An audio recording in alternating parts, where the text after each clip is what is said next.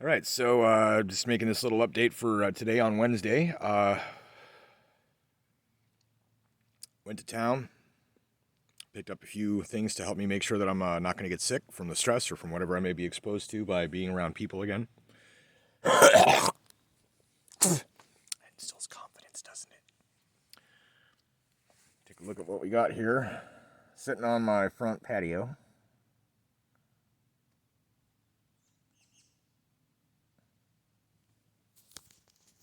Hopefully you can see here. Post-Apocalyptic Mukbang Volume 2 Bachelor Chow is uploading on the tablet.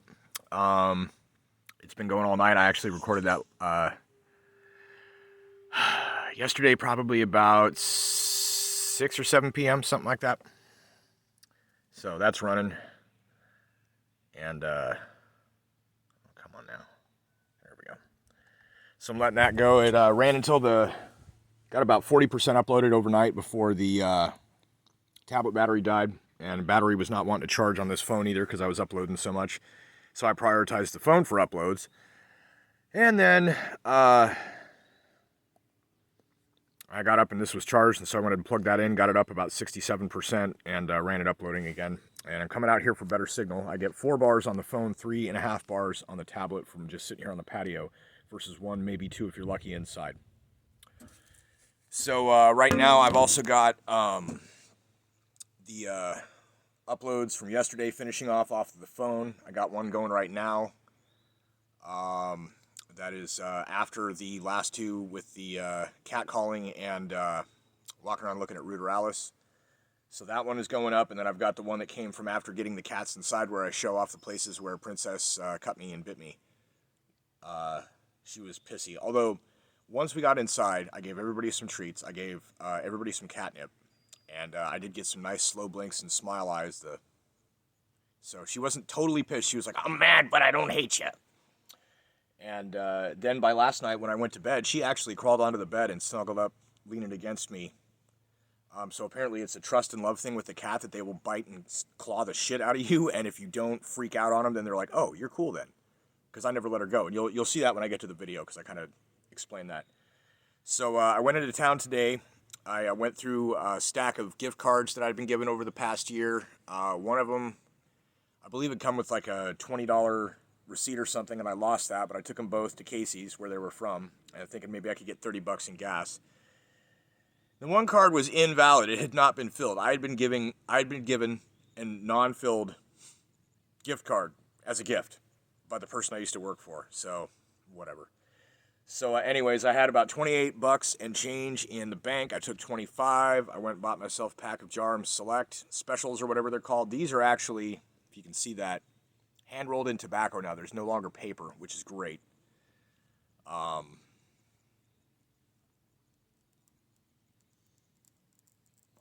Little cigars, truly.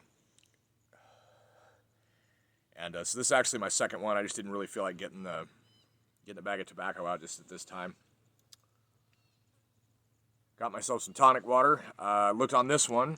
As opposed to the last couple that I got, this one does not contain a quinine analog like, say, quinine HCl, which is quinine. This is actual just quinine, plus citric acid and, unfortunately, some fructose. But, yeah, a little bit of sodium, carbs from sugars, and a little wee bit of vitamin C, and, of course, the quinine. So, and if you're concerned that you're having some sort of a throat-related illness, nothing's better for making sure that you don't get sick than a little bit of whiskey. So, Dad and Grandpa, that's for you.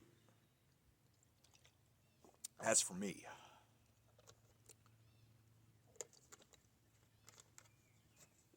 Feeling pretty good today. Little fluctuation on the lymph nodes, but they got puffed up one more time before I went to bed last night, and since then it's not been an issue. I know I dreamed overnight. I have no clue what I dreamed about, and that's fine, because if it was that vivid or weird, I would have remembered it. Certainly no fever dream. I think today's project's going to be to wash the bed linens. Got some, can't tell if it's bug bites or what. Want to make sure I don't accidentally get ringworm. That would be ridiculous. So that'll be my my work plan for the day. Um,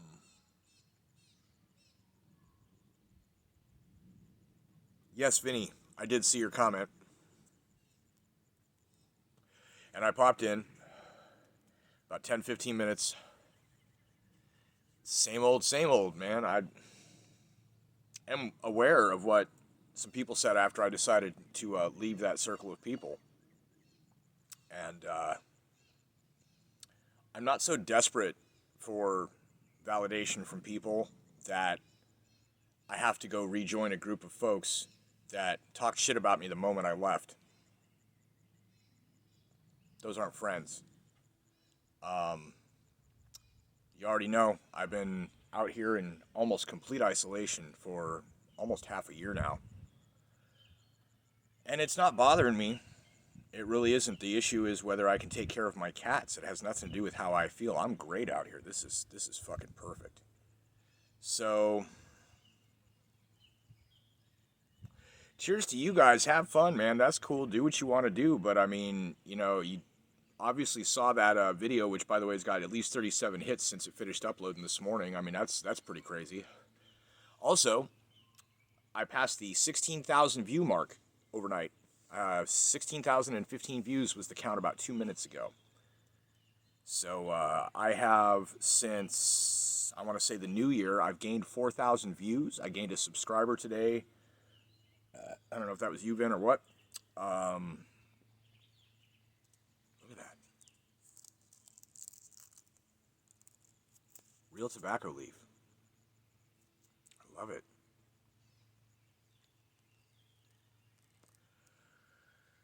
Basically, I have no ill will toward anyone, but I'm not going to go hanging out with people that I don't feel I can trust. I was in a really legitimately bad down spot, and people that said that they would help me as soon as I had the availability to receive a little bit of money, most of them didn't. And that was the whole point of that day, that, as Melissa was saying, I think he was just trolling for a handout. No, I wasn't. I was saying, hey guys, y'all said you were going to help me out once I was available to get the help to receive. And everybody acted like they had no clue what I was talking about. So if you're writing down traits and things that you could qualifiably say make for good people, that ain't on it. It's like I said, I got no beef with anybody. I got no real ill will or whatever. It is what it is. I've survived. My real friends have helped me out. And I've got to a point where I knew that it was a matter of time that I would find something. It would come to me, because going after it was obviously not working. And of course, what happened was I had to go to a completely different town to find work. I'm not a thief. I'm not violent like that. Yes, I've had some run-in with the law as far as standing up to some bullshit. That's that whole crypto-fascism thing that I was talking about, is when you get... See, basically it's like this. I know I'm going to go on a rant now. Sorry, not sorry. I offer no apology. I beg no pardon. Inverted totalitarianism and crypto-fascism go hand in hand. They're effectively the dick and the balls of what we are dealing with. The big screw, the whole... This is us, right? Oh, I feel so bad now. I realize that I poured that whiskey out right onto some plants. I bet they're not liking that. My point is, you have the banality of evil, you have the inverted totalitarian system, and you have crypto-fascism. Now, in short, what the first one means, the banality of evil, is the people that could do something but don't. The apathy or the paralysis from fear. Not even to stand up and say anything. I was going to accuse Tim Pool of the banality of evil after he had accused Ian Crossland of the banality of evil. And let me tell you, just again, this is non sequiturception, right? Non sequiturs within non sequiturs, stories within stories within stories. If you read The Dark Tower.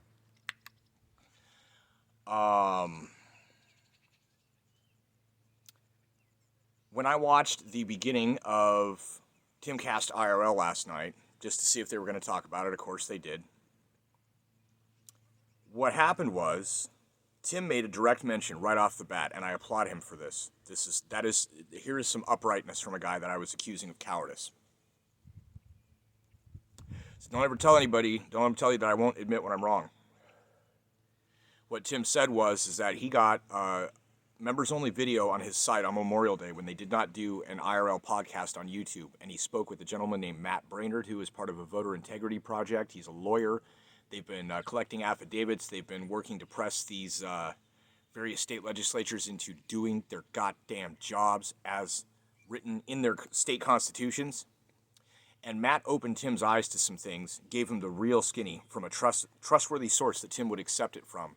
And Tim says flat out, YouTube said, you can't talk about any of that. You will get deleted. So he said, go to the site, do the thing. I can't pay to see it, but I already know what's going on. But I would appreciate being able to, at some point, to see this conversation between Mr. Brainerd and Mr. Poole. Because Tim was all like, oh, these people, and then a guy who actually knows what is actually going on showed up at his house as a friend and a guest and sat down and shot a member's video so that other people who are able to afford to pay for that can see it, and got apparently an explanation of the real deal on some of these proceedings that are going on, and being like, dude, don't make fun of it, don't short sell it, don't act like it's not real. But yeah, you can't talk about it. And the fact that you can't talk about it is about as much indication as you need, as anyone should need, as to the reality and the truth of it. So, the banality of evil is when good men do nothing and evil prospers.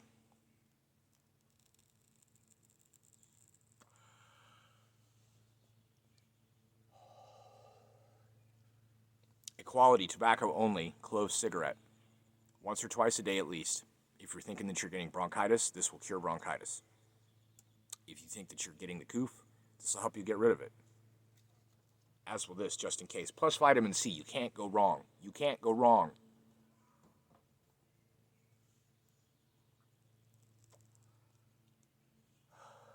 Inverted totalitarianism, number 2. That came right at 1, 2, 3, 4 on my timer. Hilarious. Inverted totalitarianism is the lockstep and hand-in-hand of government and corporation, where the corporations call the shots, the government is powerless to stop them, and effectively enforces these private company mandates because the private companies have lobbied and such so that they are able to have their own set of individual rights as an entity, even though it's a business. What that means is you have corporate media, you have social media, which is corporate, you have corporate products, you have corporate stores, and these stores can make rules that the government has no say in the matter about. Meaning that the government is not the one dictating what people's behavior is, these private corporations are. And Tim had been calling this a type of fascism, which it really isn't, and that'll get to the crypto-fascism in a second. Basically what it is, and by the way, that's also been turned into a stop thought phrase. I guarantee I've lost half of the people that came to watch this video. As soon as I said inverted totalitarianism, they shut it off. Or they kept watching, but they're not listening. It's a mind control thing. It's legit. I'm fairly knowledgeable in hypnosis, the subliminality of things. That's one of those things. It's like if you wanted to talk about something and someone calls you a conspiracy theorist. Also, Mr. Poole, in a video today talking about something else, mentioned that. It was probably the China nuke thing, talking about why do we call this a conspiracy theory when there's no allegation that a group of people are secretly doing whatever. We're just saying that. So we take fringe ideas or we take unpopular truths and we lump them into that category. People stop thinking about it and considering it as soon as they hear the words. Same with inverted totalitarianism. But it is a totalitarian rule by corporations rather than the government, and the government maintains that things are free and it's fine and whatever, and they have rights and not much we can do, which leads us to number 3, which is crypto-fascism. Crypto-fascism is not the same thing as full-on fascism. Crypto-fascism is where they are hiding the fact that they are using a fascist ideal or methodology and saying, well, I guess there's nothing I can do. This is where we are.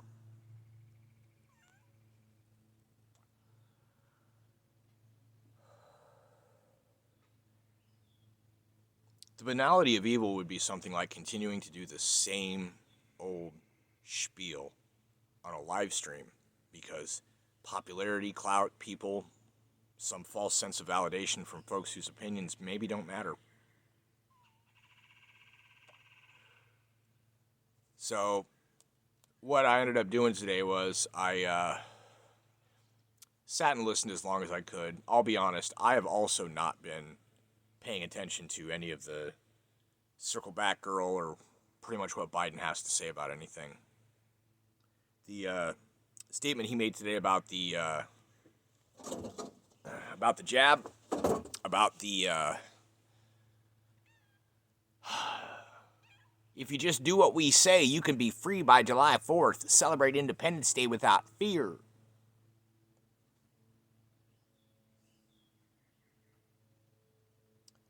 There was a moment where the president stepped back from the podium and kind of went to the side and turned a little bit. And it was like watching a half frame rate slow motion movement of a faster movement. It was obviously not real. Combine that with the ridiculous echo on all the videos that they're producing today. Combine that with the knowledge that we already know there's a ton of CGI and blue screen, green screen going on. The cut of the jacket, the shape of the shoulders, the curve of the chest of whatever. I believe what they've done is they've manipulated footage of Donald Trump. They've deep faked a face onto it. And honestly, I've been watching some of these videos that I can't remember the guy's name. It was a channel that used AI voice to sample from various different deceased rappers as well as living ones. And basically, if you look up if The Real Slim Shady was made in 2021, you'll probably find that. And if you listen to just the voices, it sounds very fake. But if there's a lot of music and sound effect and processing on the vocal channel, you can make it sound more real. I've done a lot of work with Sacred Sound Audio and other things. Of course, being a musician, worked with audio processing a fair bit. And there are ways to clean up a bad recording or a really botchy sounding AI voice sample recording. I don't know that Joe Biden's health is good at all. It's possible that if they're going that far as to use the bodily movements of the predecessor to try and... I don't even know what they're doing with it. I have little pieces of ideas about what that might mean, but I don't have enough to put it together, so I can't even in good conscience venture a guess, even to myself. It's just like, I know where that sample came from. I don't know why they used that, other than to mess with people.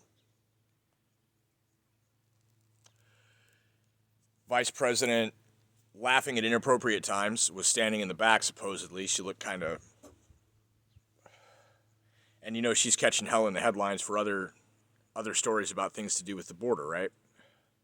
Where she's been tasked with overseeing the crisis, but it's not a crisis, but they keep referring to it as a crisis and treating it like it's a crisis, but she doesn't go to the border. Obviously, neither of them is in charge of anything. What if Jill Biden is the one signing things and approving or vetoing things? That was brought up yesterday on the IRL briefly about there was a president who had a stroke in office, and rather than remove him and install the vice president, they just had his first lady do all the decision making. I can't see where that's a good idea.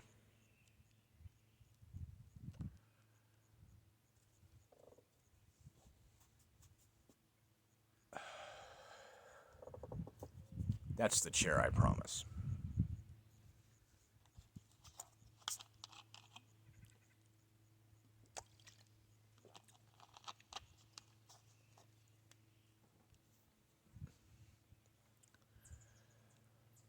I stand by the video that I made this morning. I stand by the other videos I've made the last few days discussing the state of things. At this time, we have what appears to be a threefold choice in fate.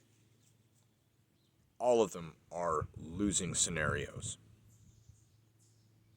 What happens is, if you receive too many options to choose from, you can also become paralyzed and unable to decide. Either the current administration is allowed to persist and we suffer and receive a full societal collapse, Or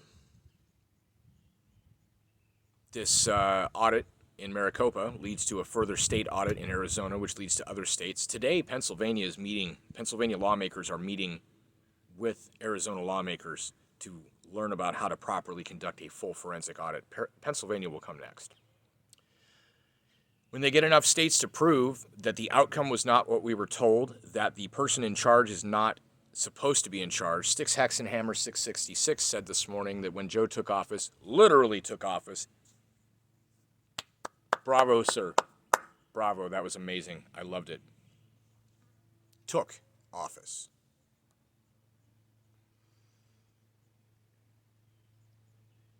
Option 3 is that we get enough proof that people decide they want to try and install the other guy. You know that leads to a civil war. And even if they choose not to install him, that will lead to a civil war. And either of those two options that lead to a civil war, so actually I'm incorrect, it's a total of 4. The two that involve overturning an election or whatever lead to a civil war, which leads to a societal collapse. But the time frame of the collapse is likely about the same as the first option. The fourth option is that, number one, we know that Biden's not going to say squat to China about Wuhan.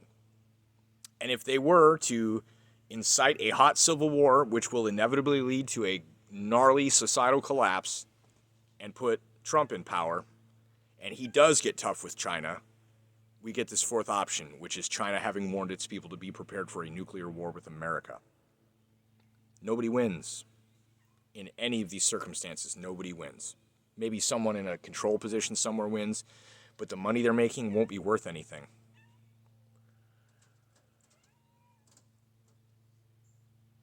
So that's where we are. I am not entertained by the same old shit, so that's why I didn't go back and start anew with the crew. They're not my crew. They're not my people. Most of them are tribal, and as I've said before, that's brain damage. So I'm going to be out here. I'm going to be making sure that everything I can possibly do to survive out here is done. I will work this new job that I got as long as it lasts. And if, in the meantime, the big collapse happens, I will hopefully have been able to invest some of the money that I made into some other things that I'll need to get by. That's all I can do at this point. But what I'm not going to do is waste my time. I'm not going to sit and listen to people cheerleading for something that is not necessarily the proper outcome or the best thing. There is no best thing in a no-win situation. Do you fly your starship out of Federation space into the neutral zone, which violates treaty, to try and rescue these people, only to find out that it's a trap? Or do you violate Starfleet protocol by not going to rescue this ship full of people, which is an obvious trap? And invariably those people die and you receive court-martial and you're no longer able to be in Starfleet. That's the nature of the Kobayashi Maru. It is a true no-win situation, what we are in now. No matter what the options are, no matter how many options we have, I don't think any of them are going to work out favorably for anyone.